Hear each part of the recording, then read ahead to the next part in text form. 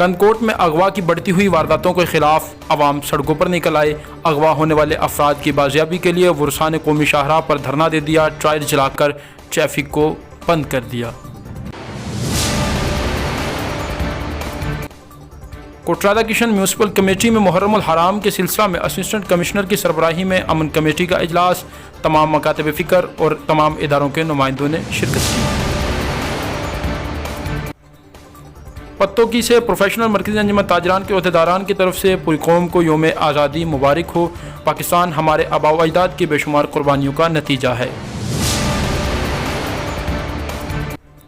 حکومت سندھ کا یوم آزادی کے موقع پر 14 اگست کو عام تعطیل کا اعلان، حکومت سندھ نے نوٹیفیکیشن جاری کر دیا، پوری قوم کو جشن آزادی مبارک۔ پریس کلب کوٹرادہ کشن میں پرائیویٹ سکولز ایسوسی ایشن کا احتجاجی پروگرام، طویل لاک ڈاؤن، بچوں کا ناقابل تلافی نقصان ہے، فوری طور پر سکولوں کو کھولا جائے۔